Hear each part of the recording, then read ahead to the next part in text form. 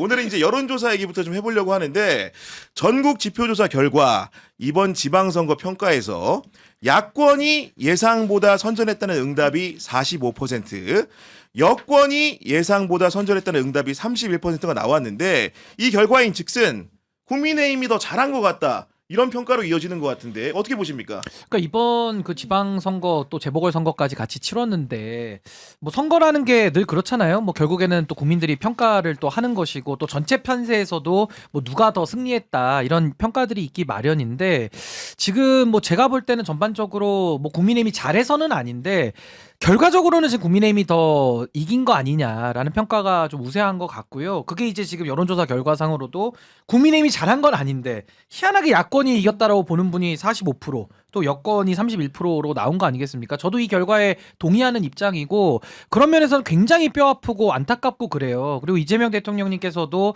사실 이번 선거에 대해서 성공은 아니다 이런 표현을 좀 우회적으로 하셨는데 결국에는 정말 민주당이 굉장히 좋은 구도 환경이 있었고 또 후보들에 대해서도 뭐 정청래 대표 이야기했듯이 뭐 공천 잘했다 이렇게 이야기를 하셨는데 그럼에도 불구하고 그럼 왜 이런 결과가 나왔는가? 전 여기에 대해서는 정말 냉철하게 좀 바라보고 분석을 하고 진단이 정확하면서 올바른 처방까지 나오는 대로 가야지 그게 아니라 또 여기서 대해서 결과가 이렇게 나왔는데도 뭐 우리가 잘한 거고 뭐 이대로 가도 상관없다 이런 식으로 나와가지고는 저는 정말 국민들의 그 화가 더 이건 안 풀릴 것 같다. 저 그런 생각이 듭니다. 변호사님 보시기에는 이런 응답이 다수를 이룬 것은 좀 어떤 그 이유 때문이라고 보시는 겁니까? 질문 문항 혹시 방금 보셨어요? 질문 문항. 네. 네, 질문 문항을 네. 보면 예상하는 것보다 선전했냐 예상하는 이렇게 돼 것보다. 있거든요. 네네. 물론 저도 저기 동의해요. 뭐냐면 사람들이 기대치라는 게 있는 그렇습니다. 거예요. 그 네. 기대치를 못했으면 그거는 평가받아야 돼요.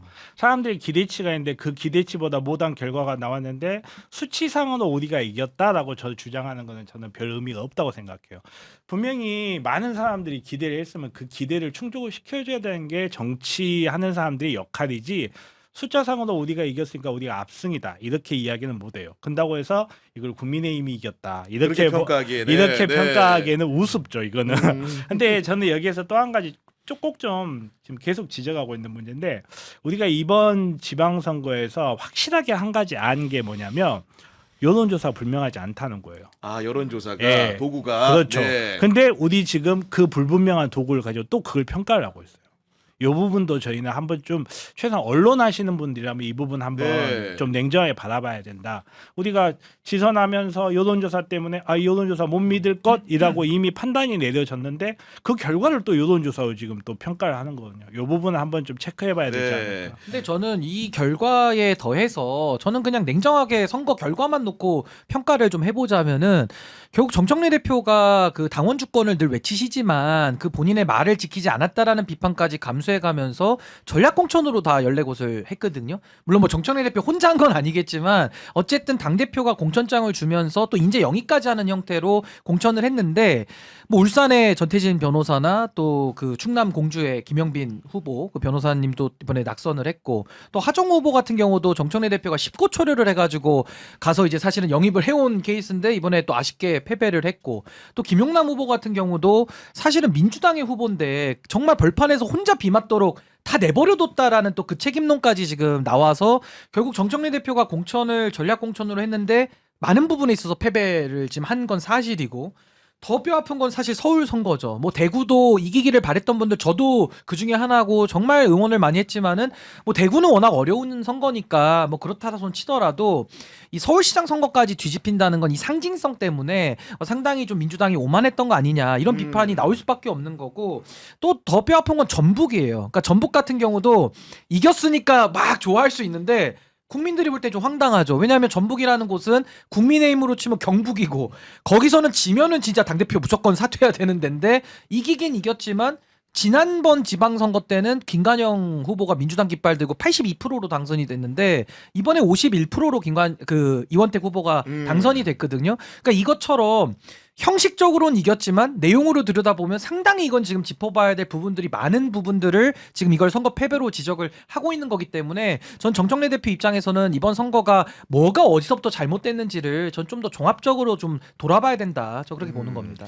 이런 그 선거 상황을 관찰했던 기자로서는 이번 지방선거 결과 좀 어떻게 평가하십니까, 이유진 기자? 저는 이 여론조사 결과가 되게 흥미로웠던 게 그 같은 여론조사 기관은 아닙니다만 한국갤럽이 그 선거 직전에 발표한 여론조사에서 당시에 이제 여당인 민주당이 이길 것 같다고 기대가 된다라고 응답한 게 46%. 예상이 그러했다는 네, 거죠. 기대감이 네. 그리고 이제 야당이 선전할 것이다. 기대한 응답이 33%였는데 지금 결과를 보면 생각보다 야당이 선전했다라는 게 또 40%대가 나오고 여당이 선전했다가 30%대가 나온 거면 기대감이 그만큼 실망으로 이어진 게 똑같이 등치가 돼서 그러네요. 수치로 네. 나왔다고 저는 보여지거든요. 그래서 이 결과를 놓고 보면 야당이 잘했다, 진짜 승자다 이게 아니라 여당의 기대한 만큼 안 나왔다 이게 핵심인 것 같고 선전했다라는 말 뒤에는 실망했다라는 표현이 숨겨져 있다. 그러니까 이 여론조사 결과에 그만큼 기대했는데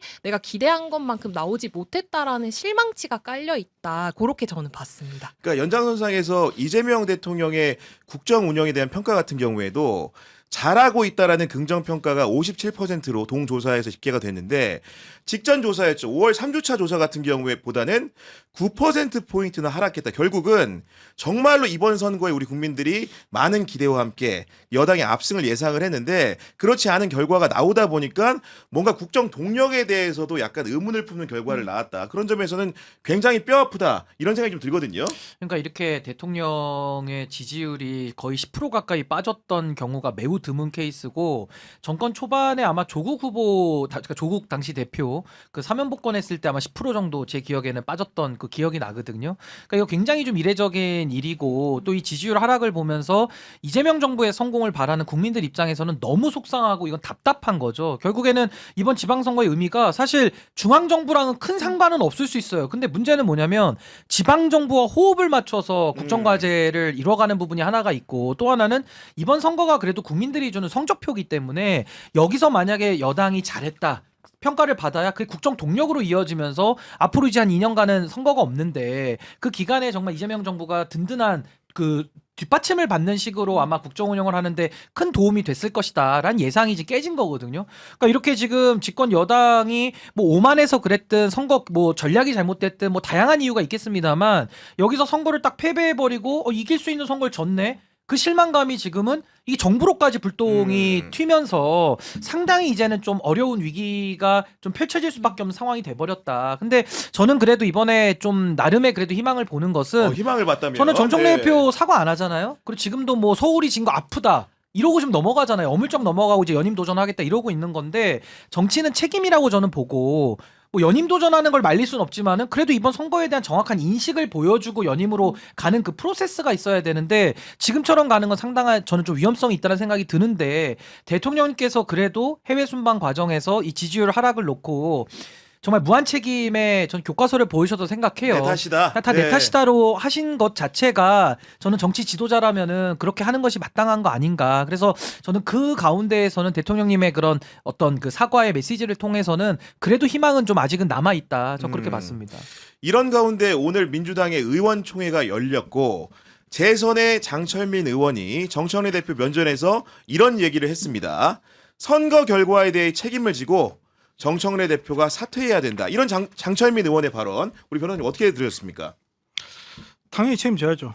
아니 당대표는 책임지라고 있는 거예요. 여기에 대해서 성공인지 실패인지 뭐 다양한 시각이 있을 수는 있는데 그거는 다양한 시각 그대로 받아들여야 되는 겁니다. 뭐 본인이 성공이라고 한다고 해서 성공이 되는 거 아니고 본인이 실패라고 한다고 해서 실패도 되는 건 아니에요. 근데 책임을 지는데 이 책임을 어떤 방식으로 어떻게 질 것인가 이 부분에 대한 오히려 문제가 남아 있는 거고 말씀하셨다시피 대통령님께서도 내 탓이다라고 말씀했듯이 저는 정청래 대표도 좀 그랬어야 된다고 저는 분명히 생각해요. 그러니까 이 결과를 받아들였을 때 본인을 위해서라도 그런 태도가 좀 있어야 되는데 이 부분에 대해서는 저도 좀 씁쓸하게 마찬가지고 당대표인 이상 내가 뭐 공천을 직접 했니 안 했니 내가 뭐 관여를 했니 안 했니 공천 뭐 공관위가 이걸 했냐 안 했냐 이런 핑계는 필요 없는 거예요. 이건 핑계는 필요 없고 거기에 대해서 당원들이 어떻게 평가를 할 것인가 이 부분은 이제 별개의 문제도 하고 근데 저는 항상 이야기를 하는데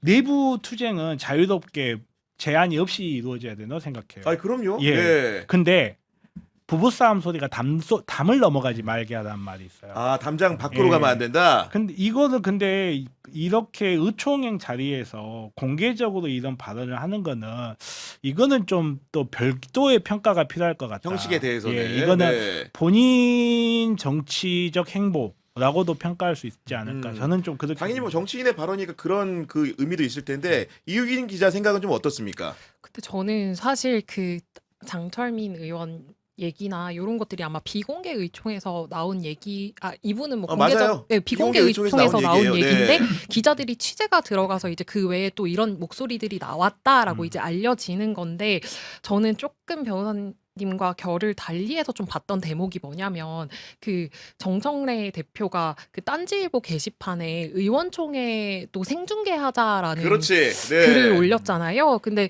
저는 사실 그러면서 이제 국무회의도 생중계를 하는데 왜 이제 의원총회를 생중계 못하느냐 하면서 이제 생중계 제안을 했는데 저는 이거 굉장히 위험하다고 봤거든요. 왜냐하면 국무회의는 의결이 목적이기 때문에 사실은 그 다 뭐랄까요 그 안건을 어떻게 처리하는지 국민들에게 좀 보여줄 필요가 있다는 거에 전 동의를 하는데 의원총회 같은 경우는 사실 그 결정되지 않은 어떤 주제를 가지고 의원들의 그 토론을 하는 자리인 게 핵심인 네. 거잖아요. 그럼 그랬을 때 중요한 건 소수 의견도 자유롭게 나올 수 있어야 되는 걸 텐데 저는 이번에 정청래 대표가 의원총회도 생중계하자라고 제안하는 것 자체가 이렇게 되면 사실 당권파 외에 소신발언을 하기가 되게 어려워지는 여론 구조를 눈치를 볼 수밖에 없으니까. 만드는 네. 거라는 좀 생각이 들어서 그냥 기자 입장에서 그리고 음. 사실 당을 취재하기도 했었고 청와대를 취재한 입장에서 국무회의와 의원총회는 굉장히 결이 다른 회의체고 그 의원총회를 공개하자고 하는 그 속내가 무엇일까에 대해서 사실은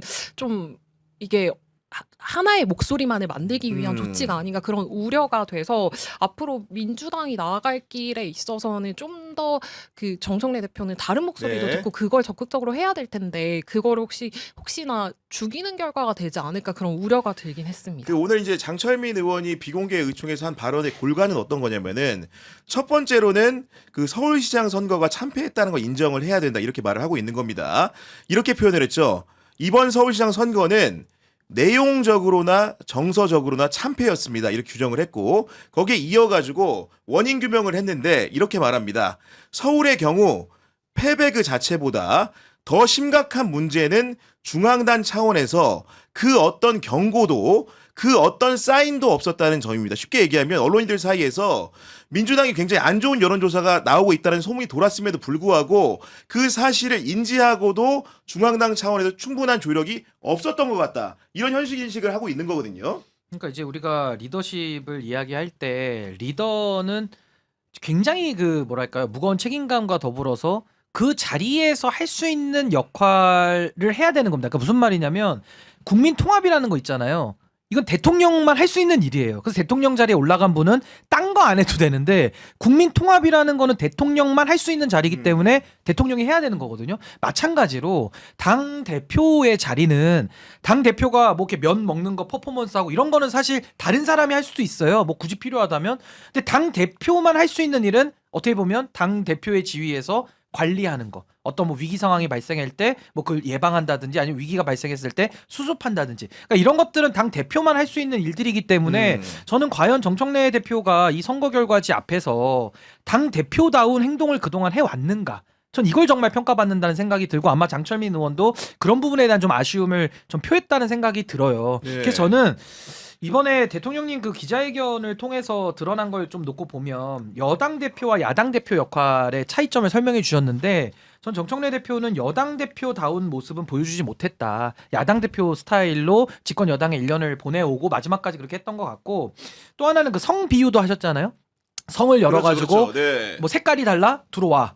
과거에 나 욕했어? 들어와. 그리고 너 이익 받으려고 올 거지? 너 와서 너 배신하려고 그러는 거지? 이런 모욕하면 안 된다라고 하면서 성문을 열자. 확장을 지금 얘기하고 계신 거거든요. 근데 정청래 대표가 얼마만큼 성문을 여는데 기여했는지 내지는 그 당내에서 너 나 욕하던 사람이지 너 배고파서 들어왔지 이거 모욕할 때 정청래 대표가 야 그거 모욕하지 말아라. 우리 당의 확장성에 방해가 된다. 이런 조치를 안 했거든요. 그러니까 그게 이제 대통령님과 가지고 있는 인식과 철학의 아주 명확한 차이를 보여준 거고 마지막으로 그 대통령께서 제사 얘기도 하셨어요. 선거는 간절해야 된다. 나 스스로도 좀 오만했던 거 아니냐. 뭐 열심히 잘했고 정부가 죽을 힘을 다했기 때문에 뭐 이 정도 되면 이길만 하겠지라고 생각했는데 역시 선거는 한 분 한 분의 주권자의 뜻을 정말 제사 지내는 마음으로 하지 않았기 때문에 좀 반성한다 이 얘기까지 하셨거든요. 근데 정청래 대표가 제사의 뜻이 있었을까 아니면 제사 이외에 다른 데 뜻이 있었을까? 그 다른 데라고 하는 것은 결국 연임과 관련된 정청래 대표의 개인 정치 진로를 말하는 건데 저는 되게 아쉬운 게요. 많은 분들이 제가 정청래 대표 비판 많이 하니까 제가 정청래 대표 싫어하는 줄 아시는데 저 안 싫어해요. 무슨 말이냐면 저는 정청래 대표가 잘했으면요 저부터도 연임하라고 했을 거예요. 그러니까 이재명 정부 성공에 많은 도움을 주고 정부의 방침에 대해서 힘을 실어주는 당대표였다면요 저부터도 아니 정청래 대표가 또 하는 게 좋겠다 이 얘기가 나오죠. 임기가 1년밖에 안 했기 때문에. 근데 그게 아니라 사사건건 할 때마다 아니 왜 정부를 좀 이렇게 도와주면 좋겠는데 왜 다른 얘기를 자꾸 하지? 왜 자꾸 분란을 만들지?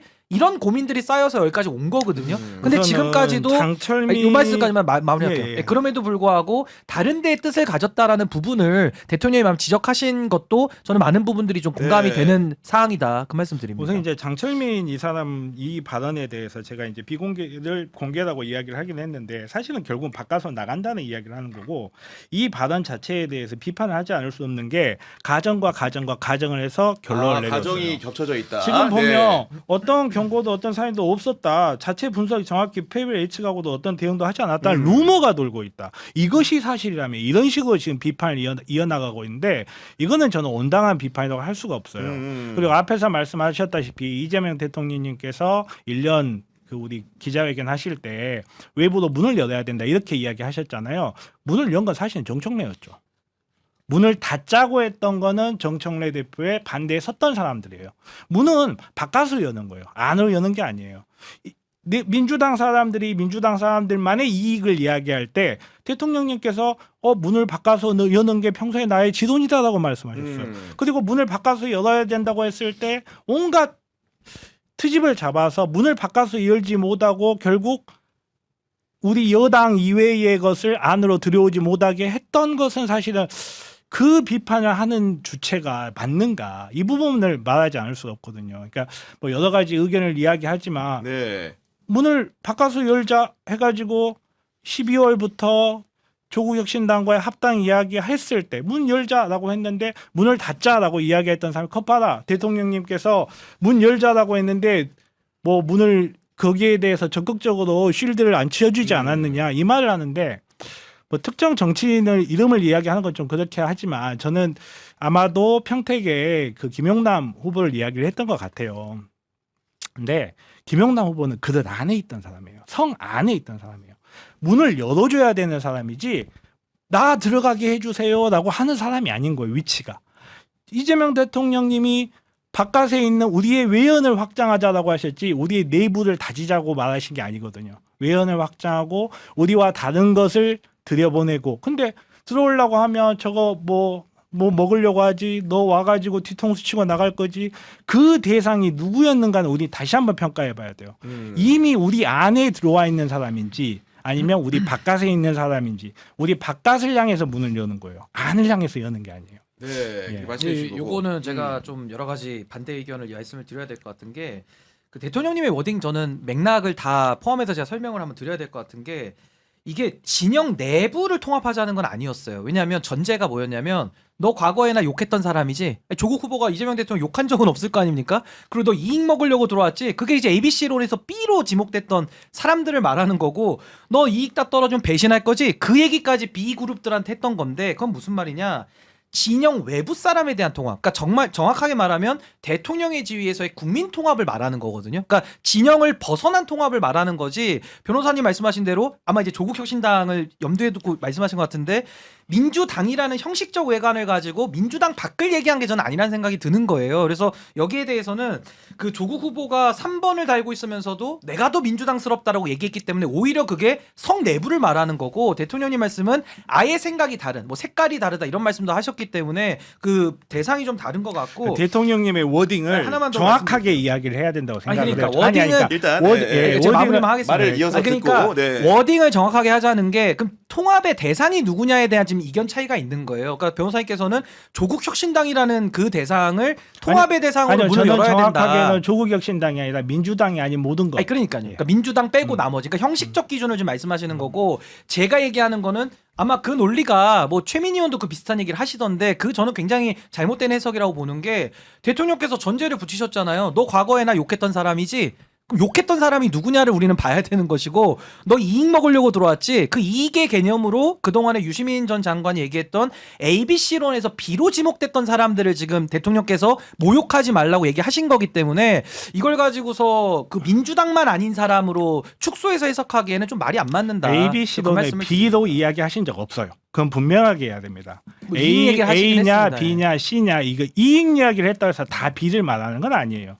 이익 이야기, 거기서 분명히 대통령님께서는 우리는 그릇이 돼야 되고 성 안에 있는 사람이 성문을 열어줘야 된다고 이야기를 한 거예요. 그럼 안에 있는 사람이 바깥을 향해서 문을 열어야 된다 이야기를 이야기하는 거고, ABC론에서 B 이렇게 말씀하신 적도 없고, 제가 봤을 때는 그 어떤 워딩에서도 우리 중에 B를 나눠가지고 우리 중에 B, A와 B를 구분해서는 안 된다 이렇게 말씀하신 걸로 보이지진 않아요. 그런 말씀을 하신 적도 없고. 그리고 근데 많은 분들이 ABC론에 대해서 이야기가 나왔으니까 저는 궁금해요, 사실은.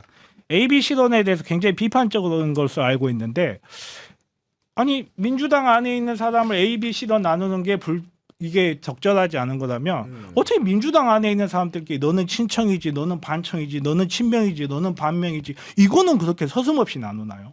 아니 ABC로 나누는 건 안 되는데 올드 앤 뉴로 나누는 건 괜찮아요, 그거는?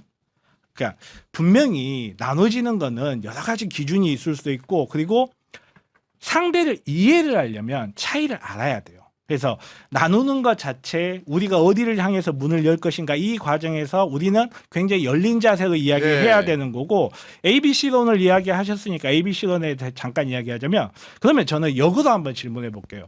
ABC에 해당하는 사람이 존재하지 않는다고 생각하세요? 질문이 너무 어려운데요. 뭔가 잘 이해가 안 좀 되는데 저는. 다시 한번 구체적으로. ABC론을 네. 이야기하셨으니까 우리 ABC, 제가 얘기한 건 아니고 그러니까, 인용을 한 거죠. 인용을 네. 하셨으니까 ABC에 해당하는 사람들이 존재하지 않는다. 그런 건 존재하지 않고 그냥 다 같은 민주당이다 이렇게 생각하시나요? 아니 저는 유시민 전 장관이 표현을 해서 사람을 나눈 거에 저는 동의하지 않아요. 근데 그런 식으로 나눠서 그동안에, 그러니까 사실 요 대통령님이 표현하신 게 구체적인 이름은 얘기 안 했어요. 근데 안 했는데 많은 부분들이 김용남 후보가 당했던 그 서사와 그 과정들을 다 같이 찍어봤기 때문에 아마 그런 부분에 대한 문제의식 아니냐라고 지금 얘기를 하는 건데, 저는 그래요. 아니 그러니까 성문을 어디로 열 거냐도 저는 토론해볼 부분이라 생각해요. 그러니까 저는 그냥 톡 까놓고 얘기하면, 대통령님 워딩을 빼고 네, 여기서 편하게 톡 까놓고 하시면 됩니다. 얘기하면 네. 아니 통합의 대상을 조국 혁신당으로 가자고 주장할 수도 전 있다고 생각하고요. 그게 아니라 생각이 다른 진영, 그러니까 조금 더 국민 통합의 차원에서 모두의 대통령과 발맞추는 모두의 정당이 되자라고 주장할 수도 있는 거잖아요. 그러니까 거기에 대한 방향성의 차이기 때문에 저는 조국 혁신당과 통합하자고 주장하시는 분들도 하나의 정견으로 인정하고 토론은 해볼 수 있죠. 어떤 게 더 민주당의 발전과 진화에 더 부합하느냐. 그래서 저는 이 부분에 대해서는 토론을 하면 될 일인 거고, ABC론에 대한 그 변호사님의 질문에 대해서는 제가 구체적으로 그거는 저는 이제 어떤 말씀을 하시는지 그 잘 부분을 모르겠어요. 이제 B를 네. 이야기를 하셔서 저도 이제 이야기가 간 건데, 대통령님의 말씀은 대통령님 말씀 그대로 해석을 해야지, 거기에다 대놓고 이거는 누구 이야기를 한 거다, 누구 이야기를 한 거다 하면서 아전인수격으로 해석을 하는 건 굉장히 저는 경계해야 된다고 생각해요. 그리고 무엇보다 대통령님께서 우리는 성이고 우리는 그릇이다라고 말한 우리에는 이재명 대통령님과 함께하는 민주당 모든 사람들이 우리에 들어가는 거고, 지금 그 사람들의 바깥에 있는 사람들 확장하려고 하는 외연은 그쪽으로 바라봐야 되는 거지. 이거는 이재명 대통령님이 이렇게 말씀하셨으니까 이건 김용남 이야기한 거네. 조국 저거 봐. 이거는 오히려 우리가 외연을 향해서 문을 더 굳게 닫는 거예요. 저는 요거 한 말씀만 더 마무리하면, 대통령께서 후보 시절부터 중도 보수 확장을 얘기하신 건 팩트거든요. 그러니까 통합의 대상, 지금 방향은 좀 다른 거예요. 저는 지금 말씀하신 대로 진영 외부를 통합의 대상으로 아까 말씀을 좀 드린 거고 각주 안 붙이더라도, 근데 변호사님께서는 진영 내부긴 하지만 조국혁신당과 같은 이제 민주당에 아는 분들 통합의 대상으로 말씀을 하신 건데, 그럼 대통령님께서 후보 시절부터 중도 보수 확장을 이야기를 했고 또 그 이후로도 계속 보수적인 정책을 많이 썼을 뿐만 아니라 보수 인사들도 많이 영입을 시도했던 건 사실이거든요. 그렇기 때문에 저는 대통령님께서 그동안에 해왔던 그 행보와 과거의 이야기까지 맞춰서 보면 이번에 성문을 열고 어디를 통합할 거냐라는 그 이야기는 김영남 후보 빼고, 저는 여기에 대해서는 조금 더 생각이 다른 진영 외부 사람들에 대한 통합의 대상으로 전 이해를 했습니다. 그러니까 그 진영 부분은. 외부의 사람들에 대한 통합. 이 그러니까 조국혁신당은 아닌 것 아니, 같아요. 그러니까 제가 볼 때는.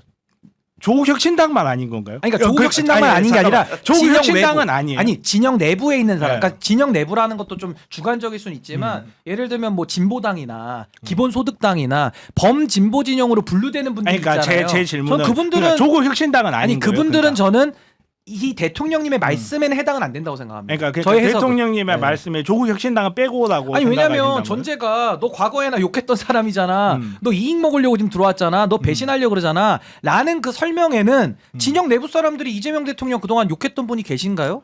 그게 아니죠. 그러니까 저는 그게 전제 안 맞는다는 대통령님께서 그렇게 말씀하신 거는 우리가 외부로 확장을 해 나갈 때 설령 과거에 나를 욕했던 사람이라도 과거에 뭐 이런저런 과거가 있었던 사람이라도 확 받아들여야 된다는 거지, 그런 사람만 받아들여야 된다 이렇게 해석하는 거는 저는 너무 무리한 해석이라고 생각하고, 저는 개인적으로 좀 재밌다라고 생각한 게 과거에 욕했던 사람, 과거에 뭐 이익을 먹고 나갔던 사람, 이 이야기를 보고 특정 정치인이 생각난다는 거는 저는 오히려 굉장히 좀 시사하는 바가 많지 않나. 저는 오히려 그런 생각을 좀 야, 두 해요. 분이 정말로 열띤 토론을 벌이고 있는 시간에 많은 분들이 이제 슈퍼챗과 함께 메시지 보내주셨는데, 일단 도시의 농부님, 21도 한라사님, 즐거웠 꼬미님 같은 경우에는 대통령의 워딩은 확실합니다. 우리 그릇에 들어온 후보를 왜 그렇게 난도질을 하냐고 말한 겁니다. 정청래가 연임 안 하면 이런 싸움 할 일도 없습니다. 이렇게 말씀을 주셨고, 이선희님 같은 경우에는 유이재명 같은 경우에는 사회현상입니다. 이런 의견을 제시해 주셨고, 토마토님은 문을 여는 것은 안으로 여는 것입니다. 이런 의견 주셨고, 일상으로의 초대님은 정청래 대표가 지금까지 이재명 대통령에게 누를 끼쳐서 사과한 게 몇 번째입니까? 정청래 대표는 자격 미달입니다. 이런 의견 주셨고요. 부산 밍아이님, 불나비님, 정필승 변호사님 의견에 반대한다라는 또 의견을 주셨고, 수정포사님 같은 경우에는 구씨 나 오늘 이정주에 질문하는 기자들에서 애플 수박 이벤트로 받았어요. 자랑하는 겁니다. 이렇게 해주셨습니다. 성종선님 같은 경우에는 정치 비상구 응원합니다. 서울 민심 정확히 말씀드릴게요. 2030 중도층, 민주당 정통 지지층 4050대 공통점은 조국 비토 의견입니다. 이런 의견 주셨고요. 초코 우유님과 포켓몬 마스터님은 신인규 변호사님의 압도적 평론 이런 평가해 주셨고, JUDY5 영님 같은 경우에는 이재명 정부의 검찰개혁이 마음에 안 든다고 조롱하던 빅스피커들 딴지 게시판이 갈등의 시작입니다. 처음엔 아니겠지 하다가 매번 대통령 발목을 잡는 그들을 보며 붕괴하는 겁니다. 이재명의 민주당은 대중정당 전국정당입니다. 이런 의견 주셨다는 점 소개를 좀 해드리는 건데,